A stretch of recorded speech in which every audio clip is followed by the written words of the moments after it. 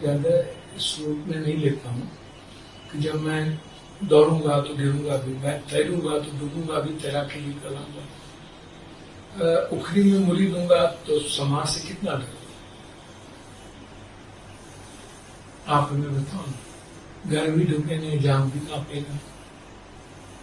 तो ये स्वाभाविक है, बचपन से मैंने झेले हैं। मैंने देखा है सामाजिक न्याय की लड़ाई में, सामाजिक व्यवस्था में कई तरह के उतार चढ़ाव।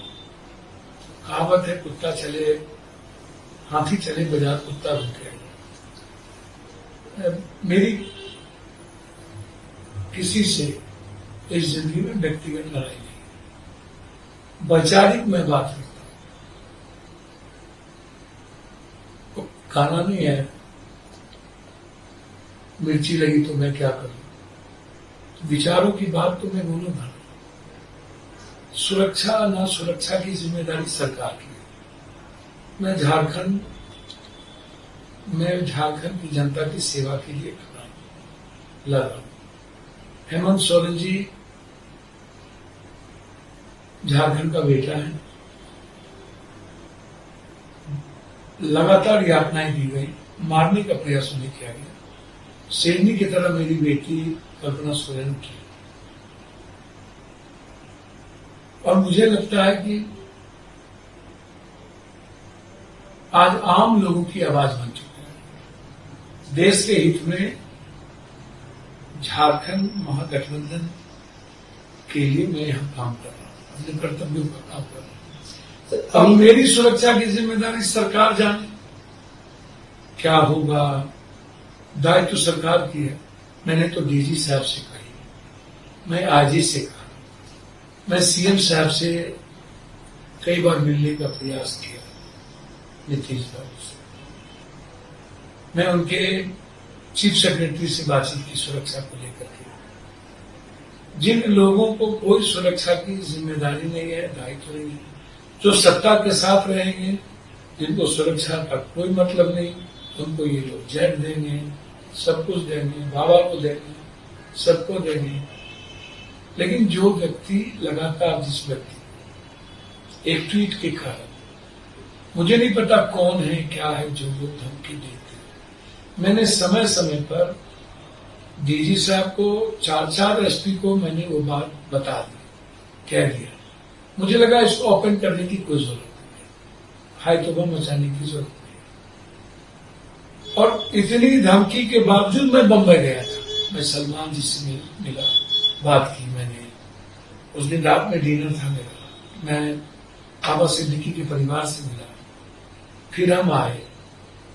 तो ये सामाजिक जीवन में, पारिवारिक जीवन में व्यक्तिगत काम है, वो हर व्यक्ति को करना चाहिए। दुख के घड़ी में रहना चाहिए। तो हम तो नहीं डरे, हम तो अपना काम कर रहे हैं। हम बम्बई भी गए, हम अपनी जिम्मेदारी का निर्वहन भी कर रहे हैं। कल बिहार में जो घटना घटित हो रही है, वहां भी जा रहे हैं। तो हमने तो पूर्णिया में भी, Purnia SP, Katihar SP, Madhepura SP, IG, DG, हमें जब खबर मिली इस नंबर से लोग आए हुए हैं विभिन्न जगहों पर, हमने नंबर तक दिया। हमने आईजी से 2 बार बातचीत की। तब सत्ता में नहीं हूं इसके लिए हमें मर जाना चाहिए, या इनकी सुरक्षा की जिम्मेदारी नहीं है। मुख्यमंत्री जी सत्ता वाले लोगों को समय देंगे, गैर सत्ता वाले से मिलेंगे भी नहीं। तो कम से कम बिहार सरकार इतना बेशरम तो ना हो कि आप, और भारत सरकार से, गृह मंत्री जी से भी मैंने बातचीत की। क्या लेटर लिखा गृह मंत्रालय में? मैं बातचीत तक किया था सुरक्षा के लिए। फोन आए उनके, मैंने उस वक्त बातचीत भी की अमित शाह जी से, फिर पत्र भी लिखा। तो सत्ता के साथ आप नहीं हैं तो आप बढ़िए, श्रद्धांजलि बाद दे दी जाएगी। अब नीतीश बाबू तो किसी से मिलते ही नहीं, उन्हें तो मिलने ही नहीं दिया जाता, घेर के रख दिया गया है। नीतीश जी से ये जो जमीन माफिया है, गलत लोग हैं, पप्पू यादव जैसे सच्चाई वाले लोगों को मिलने ही नहीं देता। और उनके चीफ सेक्रेटरी कहते हैं दीपक बाबू की सुरक्षा के लिए आपको नीतीश जी से मिलना हो। मैं उनके प्राइवेट सेक्रेटरी को फोन करता हूं, वो कहते हैं कि मैं कह दिया हूं। मैंने तो उनके प्राइवेट सेक्रेटरी को फोन कर किया, भैया मुझे मारने की साजिश की जा रही है, तो कहां अंशु? सबने अनसुनी कर दिया। इतनी बड़ी बड़ी घटनाओं के बावजूद न तो केंद्र सरकार गंभीर हुए सुरक्षा के प्रति, तो मुझे चिंता नहीं है। मैं तो आग्रह हाथ जोड़ के करूंगा, आप सुरक्षा देने में सक्षम नहीं है तो आप कह दीजिए, मैं अपनी सुरक्षा खुद कर लूंगा। सलमान खान के प्रकरण के बाद जब उन पर आपने उनके बारे में बातें की, उनसे नजदीकी आपने जाहिर की, उसके बाद से धमकी आने लगी। देखिए, सलमान खान की बात नहीं है या बाबा सिद्दीकी की बात नहीं है, न किसी गेम की बात है। मैंने स्वाभाविक रूप से एक ट्वीट किया कि देश, संविधान, लोकतंत्र से बड़ा कोई नहीं, कोई व्यक्ति नहीं। कानून सबसे बड़ा, संविधान सबसे बड़ा, उससे बड़ा यदि कोई भी सरकार किसी को बनाता है तो वो गलत है। बस मैं फिर कह रहा हूं, ना मेरी किसी से निजी दुश्मनी है, ना मुझे किसी के गेंदवार से लेना देना है। संविधान और कानून और लोकतंत्र की बात आएगी, मैं वैचारिक बात करूंगा। अब मुझे मरना न मरना तो भगवान के हाथ में है। अब मेरी सुरक्षा की जिम्मेदारी सरकार के हाथ में है। और सरकार मुझे मरवाना चाहती है कि बचाना चाहती, तो सरकार जाने। इतने समय समय पर वीडियो ऑडियो देने के बावजूद एक भी एसपी, एक भी डीआईजी, आईजी ने एक प्रतिक्रिया तक नहीं दी, तो इसका मतलब साफ है कि वो श्रद्धांजलि देने हैं। अब आते हैं राजनीति की तरफ। आप झारखंड में हैं, चुनाव का माहौल है यहाँ पर। अभी कुछ देर पहले मुख्यमंत्री हेमंत सोरेन के साथ मंच भी साझा किया आपने।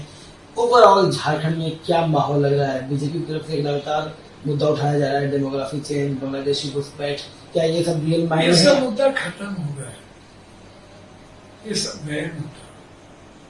छत्तीसगढ़, उड़ीसा में जिस तरीके से आदिवासी, गरीब, कमजोर तबके की जमीन हथियाए जा रहे हैं बीजेपी की सरकार बनने के बाद,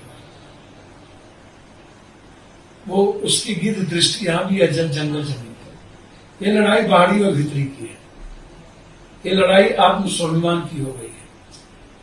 ये लड़ाई हेमंत बिस्वा जैसे गुंडा और क्रांतिकारी हेमंत के नेतृत्व की है। सबसे ज्यादा झारखंड में बीजेपी की सरकार है, तो झारखंड की इकोनॉमी कहां गई? झारखंड का रोजगार कहां गया? झारखंड की सारी कोयला लोहा कहां गई? झारखंड की रॉयल्टी कहां गई? 1,37,000 रुपया। सारे पैसे तो बीजेपी वाले लूटे। 4 चीफ मिनिस्टर इनके साथ हैं, एक भी कैंडिडेट नहीं है, उम्मीदवार नहीं है, तो कौन लड़ेंगे? बाहरी आकर के ये अदानी जी के को कब्जा दिलाने के लिए कोयला लोहा पर ये लड़ाई है। ये लड़ाई है झारखंड के आत्मस्वाभिमान की। जिस तरीके से हेमंत सोरेन को मरवाने की कोशिश की गई, एक तरफ एक हेमंत सोरेन है जो क्रांति नायक की तरह है, और दूसरी तरफ 4 चीफ मिनिस्टर जिसने लूटा है, और फिर अदानी अंबानी को झारखंड देने की तैयारी चल रही है। तो बाहरी भीतरी स्वाभिमान, पहले तो तीर धनुष थे तो अंग्रेज से लड़ लिया, अब तो संविधान भी है, लोकतंत्र भी है। और हेमंत जी ने जितना काम किया है, इतने काम के बावजूद मां योजना, दूसरी यूनिट बिजली बिल माफ, कृषि बिल माफ, आप उठा के देखो ना, आप सड़कों को तो उठा के देखो, आम आदमी तक लोग कैसे पहुंच रहे हैं। तो हेमंत सोरेन जी क्रांति नायक, और जिस तरीके से उन्होंने काम किया है ना, आप कोई शान ही नहीं। हेमंत सोरेन लोक पुरुष हैं, सिद्धू नायक हैं, तिलका मांझी के खून है, और हेमंत सोरेन ने किसी जाति धर्म में फर्क नहीं किया। यहाँ आफिजुल भी है तो चुनना भी है, आप सब जगह उतर गए। उन्होंने डोमिसाइल मुद्दे जैसे चीजों का बंटवारा नहीं किया, उन्होंने आदिवासी और गैर आदिवासी नहीं किया, उन्होंने पूरे झारखंड की अस्मिता की बात की, झारखंड के युवाओं की बात की, हर घर की गरीब महिलाओं की बात की। वो आदिवासी की बात नहीं की, कोई भी जाति का गरीब, 1000 पहुंचाओ, अब 2500 पहुंचेंगे। बिजली बिल माफ करो, 200 यूनिट तक बिजली बिल माफ कर देंगे। तो लड़ाई साफ है। बीजेपी वाले के पास कोई मुद्दे हैं? तुच्छेगिरी वाला, गुंडई वाली बात, वही लफ्जहात, वही जो 40 साल पहले थी, वही 20 सालों से तुम हो। और 6 साल 15 साल अटल बिहारी वाजपेयी, तब भी हिंदू खतरे में है। बताओ ना जरा।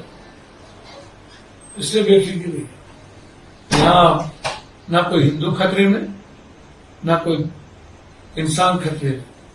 यहाँ खतरे में झारखंड को डालना चाहते हैं, अदानी अंबानी को लाकर यहाँ के युवाओं को डालना चाहते हैं। इसलिए ये लड़ाई आम जन की है।